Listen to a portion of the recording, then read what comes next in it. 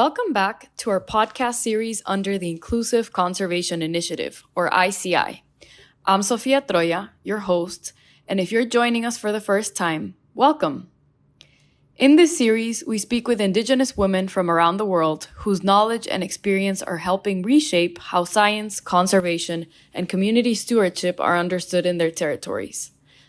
This episode is being released in honor of International Women's Day, a global moment to recognize women's leadership and advance gender equality. At the same time, conversations around women's rights and leadership are taking place at the United Nations Commission on the Status of Women, where governments and organizations gather each year to advance policies that support women around the world. Today, we are continuing our conversation with Nittaya Earkanna, known to many as Me, among Indigenous women's rights activists from Thailand and a powerful advocate for Indigenous knowledge, education, and policy reform. If you listened to the previous episode, you'll remember that Me shared powerful reflections on Indigenous knowledge systems, education, and the long journey toward recognition and equality for Indigenous women in her community. In this second part of our conversation, we dive deeper into the role Indigenous women play in carrying knowledge across generations, shaping the future of leadership and conservation. Me, I wanted to ask you, why is intergenerational knowledge so important right now, and what risks do we face if that transmission is lost? For the transmission of the knowledge is very important right now. So when the elder pass the knowledge to the next generation, they are not only sharing information, they are also passing our identity, our value, and the name of our forest, our mountain, our sacred area, the way how to live in balance with the nature. So in my community, knowledge is not written in the books. It is shared through story, ritual, and also, especially during the farming practice, because there will be many generations we do the farm together. And the young people, we really want to plant close to the elder because they will share the story. They teach us how to plant like that.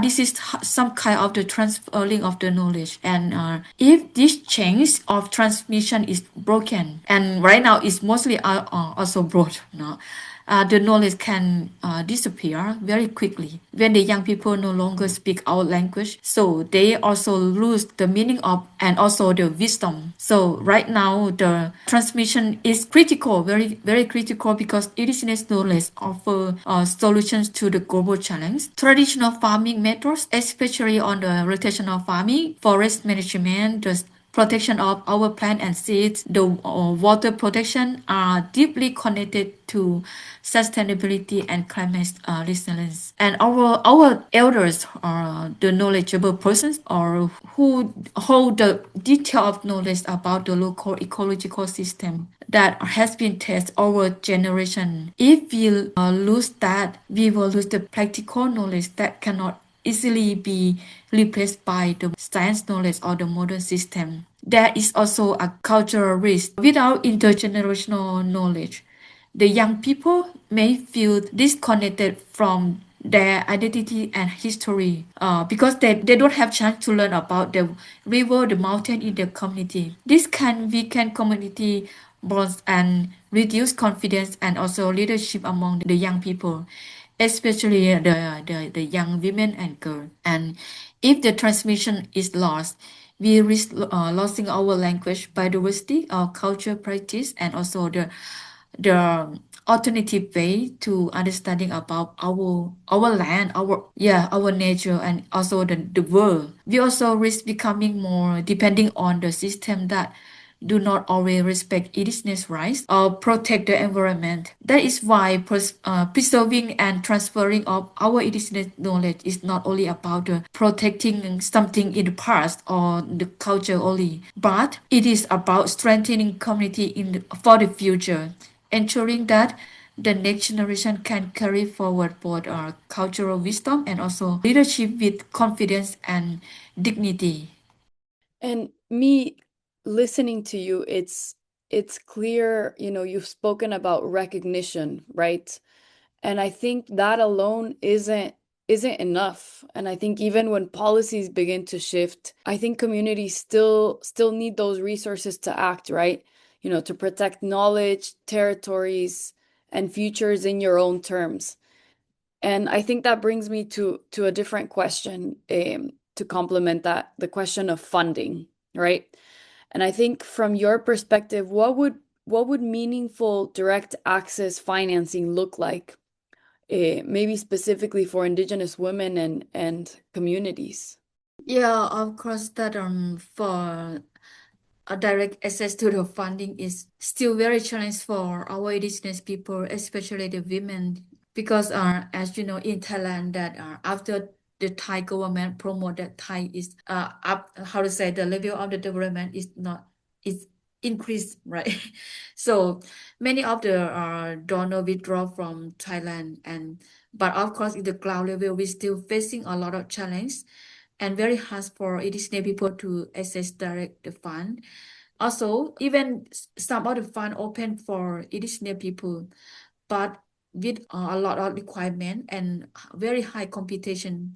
So how can you imagine that indigenous community can access, right? With then require the good proposal, require the good English language, right? And also require the very good governance system in organization, and we don't have very big organization to be the fiscal sponsor for us like that. So this kind of thing that made us very difficult to access direct to the fund. And even now many of the fund that are try to promote to direct to indigenous people and organizations, but still we still see that sometimes they go to the big indigenous organization, but they not come to small grassroots organization or also network. We feel very sad that they never receive to the fund. No? So that's why we are trying to enhance the capacity for the people who are from the ground level to collaborate with the local authority in order to develop the plan for, and also to develop the plan and negotiate with the local authority to support those plans for the community. But it is not easy, right? Still, I think it is very difficult for the indigenous people, especially with the women. I think what you're describing me shows, that the barrier isn't necessarily a lack of ideas or commitment, right? I think it's the architecture of the funding itself. I think systems that require technical knowledge, formal governance structures, and competitive proposals often exclude, the grassroots communities that they claim to support, like you're saying, right? And when funding flows only to larger organizations, I think smaller Indigenous groups, especially women-led ones, are left carrying the work without resources. And so, the fact that you're focusing on building capacity and negotiating with local authorities, I think that just shows how communities are adapting to survive inside a system that maybe wasn't built for them. And I'd love to connect that to your work with ICI, with the Inclusive Conservation Initiative.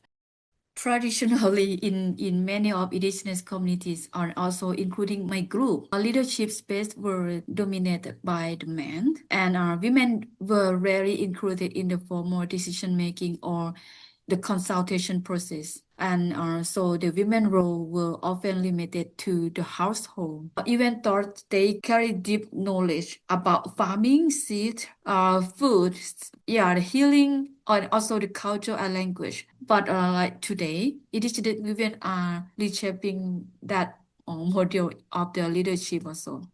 So for I myself, in promoting the or and to empower the indigenous, the more indigenous people in Thailand also very difficult, because we have a lot of norm to limit the women or not to do that, not to do this. And also we have to always follow the husband, the man. And so that why it's very difficult for the women to be in the front or to speaking, or any voice come from the women are not valued, not being valued equally but like the men, right? So this kind of space are making the women to slowly to learn and change. Even we cannot change much, but I believe that slowly, it can be changed for my daughter, right? Now every of the clans they bring this issue into the agenda of the clans already. So we hopefully that not more than 10 years that all the clans will accept this issue, and slowly the women can have more voice And also there will be some seat for the women in the consultation and also in the decision making in traditional practice of our Hmong people. And it's evident that what you're sharing is, change like that doesn't just happen overnight. You said such a long period of time. And I think that happens because women like yourself refuse to accept that pain as inevitable. And hearing you speak about doing this work not only for yourself, but also for your daughter, right? For the future generations, that's super powerful. And I think that it shows that leadership isn't just about representation. I think it's about creating new possibilities for how women can live, how the future can be reimagined, right? When you imagine the future of Indigenous women in science, in governance, and technology, all those areas mixed together and how we define that, what gives you hope? What gives me hope is the new generation of the Indigenous women that are confident in the identity and proud of the culture. So even they are studying about the science or even the law or technology, but if they can come back or connect with their own culture or value in the communities, this is something that I really want to see. And I also see strong networks of Indigenous women support each other and speaking up in the public space, and more people are beginning to value about the Indigenous knowledge equally with the scientist knowledge, especially in the issue of the conservation and also relevant to the climate change issue. And most of all, I am hopeful that it is that women, we are no longer waiting for any permission, right? We should permission ourselves. Don't let any people to permit you. And they are stepping forward and increasing our future, not wait for anyone to give the permission for you. Thank you so much, Me, for sharing that. I think that's beautiful. And hearing you talk about young Indigenous women who are claiming those things makes it feel like a real shift, right? It's not just about choosing a world between systems, between, more modern knowledge or tradition. It's about carrying both.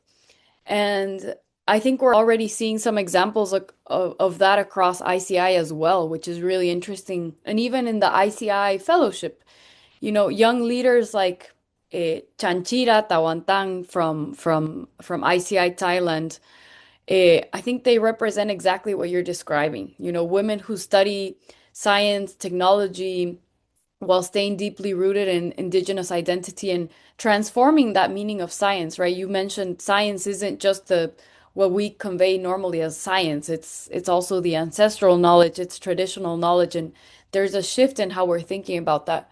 And I think they're showing that these paths don't have to necessarily compete. They can be joined together. So maybe we'll end here. Me, thank you so much for sharing your voice, your leadership, and your vision with us today. I think across this trilogy, we've heard a powerful message that's been repeated in many forms. And that powerful message is that science is not confined to laboratories or institutions. Science lives in territories, in memory, in language, and in the hands of women who protect that knowledge every day. So, from the Peruvian Amazon, from our first episode to the Congo Basin, and now to the mountains of Thailand, we see that Indigenous women are not only preserving ancestral knowledge, but they are shaping the future of science, the meaning of it, and governance, and stepping into leadership roles and conservation. So I want to end there with a final message of sharing with people that this series is a part of the Inclusive Conservation Initiative's efforts to elevate Indigenous leadership and support in strengthening territorial organizations worldwide. I think these stories remind us that the future of biodiversity depends on listening to the communities who have protected it for generations. And we want to thank you for those that are listening for joining us throughout this journey. And to the Indigenous women and girls that are listening, your knowledge matters. Your voice matters. and your leadership is already transforming the world. So thank you again for listening, and until next time.